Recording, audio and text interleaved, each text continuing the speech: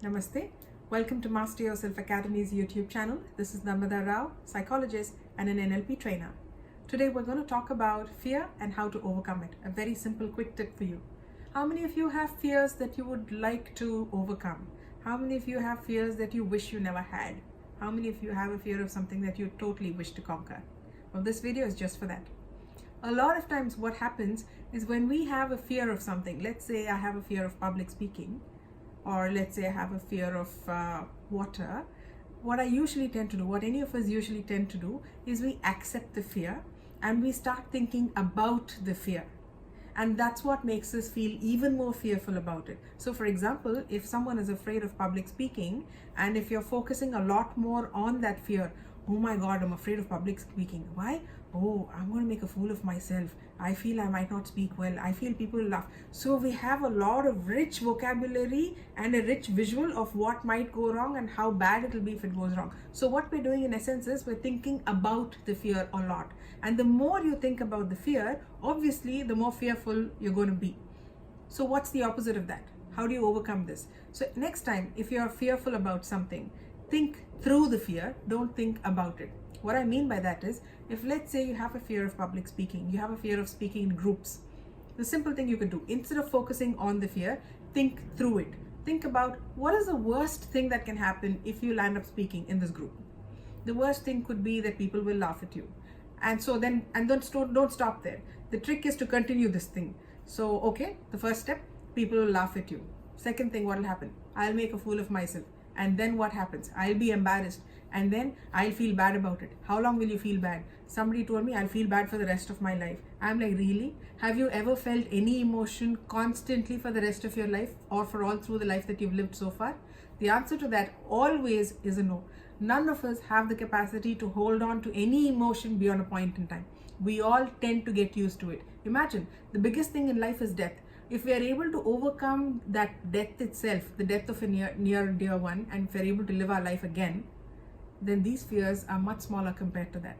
What we tend to do is we tend to psych ourselves by thinking about the fear. Today onwards, what you're going to do differently is think through your fears. Ask yourself the questions and go all the way to the end of it. What is the worst that could happen, and explore the whole thing.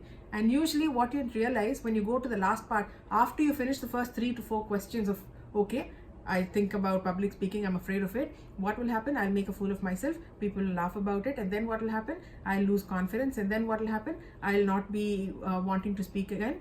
And then when you think through it, if you see all of it is just your thinking, it may not be true. And you know what? The good news is most of your fears have actually never come true. You know that for a fact, right? So then don't psych yourself about what might go wrong. Now that you've finished thinking through the fear, now think the reverse of it. Now also ask yourself, what is the best thing that could happen if at all you do this? The best thing that could happen is you could get appreciated for it, about the fact that you went on stage and spoke about something. You might be happy that you have conquered your fear, or you've faced your fear. So these are the best case scenarios. So think through your fear, what is the worst case scenario? And usually, most often, the worst case scenarios are not as bad as you imagine them to be. We usually stop at the first word go, and that's where the fear begins and ends. But when you think it through, you realize it's not that bad. And now then work also backwards, saying what is the best case scenario? And then your best case scenario is going to be your motivating factor, wanting you to give it a shot. The worst thing that could happen for us is to live a life in fear of losing something and not having tried at all. It is better to have tried and lost than to have not tried at all. So face your fears, and your fear will lose its face. There is nothing that is going to happen so wrong. Nobody is going to die because you spoke. Nobody is going to die because you sang. Nobody is going to die because you danced. Nothing of that sort is going to happen. So the worst case scenarios are actually not that bad. They're just small little things. And if you're ready to learn, your fear is not going to stop you from what you want to learn.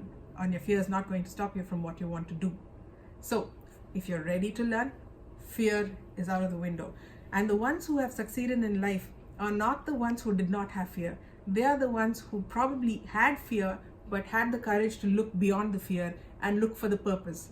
If you think about your purpose behind everything that you do, your fear will start losing its foothold. Most of us think fear and that's it. We stop thinking after that. If you think of a purpose beyond all of it, your purpose is going to help you achieve what you want to achieve in life.